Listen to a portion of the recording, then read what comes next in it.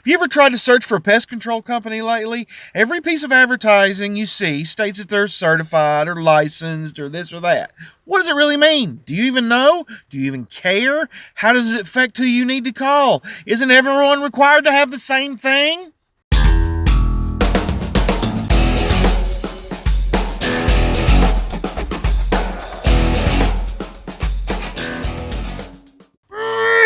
You want to know what bugs me?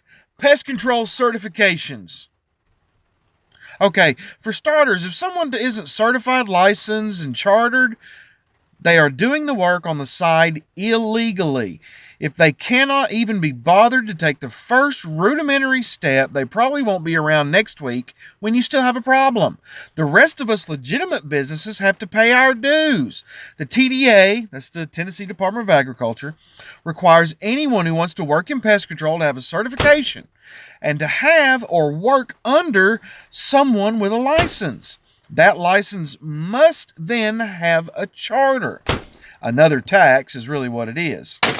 This is designed to ensure you, the citizen consumer, that we know what we're doing. It's supposed to protect you, but it doesn't. The state certification requirements are a joke, and it is just the first step to becoming a legitimate operation. The certification is a test and a tax. It's all about the tax everywhere. Now, to be fair, the test isn't too easy and does require some study to pass. Many don't pass it, though. But does that knowledge translate into wisdom? The wisdom to apply the knowledge is where the magic happens. For a license, you must have to be in the industry for 3 years, take a harder test, and you guessed it, another tax. The difficulty and scope of the entrance exam still does not translate to dead bugs at your home. I have known many people who pass the requirements, but I wouldn't trust them to walk and chew gum at the same time. Next, that licensee has to pay another tax in the form of a charter in order to operate a pest control business and legally purchase professional products. The laws are different between states, so this is specific to here in Tennessee. Go Vols. Now, the state does a fair job of making sure we get all our continuing education units to maintain our certification. However, oftentimes these classes are sales pitches for new products or regurgitating tired old information that should be fully understood within the first 6 months of being in pest control. Well, I guess it's just par for the course for what we've been accustomed to with the government machine. We all complain about how inefficient and corrupt the government is, but we turn around and expect the government to ensure things for us. What? Then we're supposed to trust these sureties? How does that even begin to make sense? Here's the reality of the situation. Every company touts that they're licensed and certified in their advertising because it's supposed to mean something to you. However, I bet you have no idea before this video what it actually means. Realizing the reality of the situation, I wanted to go beyond the state minimums.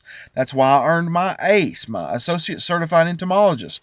That's why I earned my AIB for commercial jobs. That's why I spend hours learning about bugs. That's why I get called when the minimum requirement guys couldn't fix it. It takes more than passing a test to be good at your job. The certifications were not meant to be a master's degree, but so many treat it that way. Pest control should be called a practice, like doctors or lawyers, because I can never know it all. I need to always get better. I'm always learning and improving. In this business, a technician has no clue what he's doing until he's been doing it about 5 years. That is where the growth begins, where the true understanding starts. The road to mastery has no end. The journey is ever long and rocky, but it's a rewarding one. I love it. That's why I do this. Why should you care? What do you care? You just want your bugs dead, right? I got it. I've seen so many houses and customers' lives drastically improved with the elimination of their pest problem. The houses are cleaner, they smell better, their emotional health of the customer improves dramatically. It's the broken window theory. If one window is broken, the rest get broken because the value is declined. The same applies to your house. If you have roaches, why bother picking up the trash? Who cares? It didn't matter.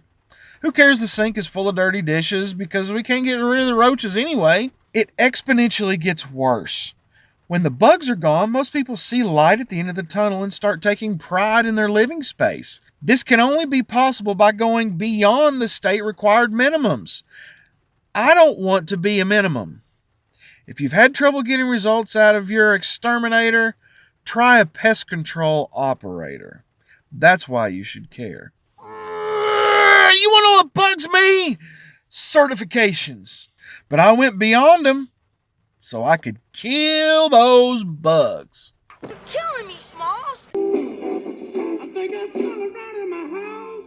Mice, I thought she had rats. No, rats are outside. Mice are inside. Yo, but what if a mouse goes outside? Does it become a rat? And if a rat is in the house, is it a mouse? I ain't never seen no mouse outside. That's what I'm saying. That's because it's a rat, fool. Damn. Oh, I think I saw a rat. Take it, you dirty yellow-bellied rat, or I'll give it to you through the door. Keep that shade, you filthy animal. This is the rapper.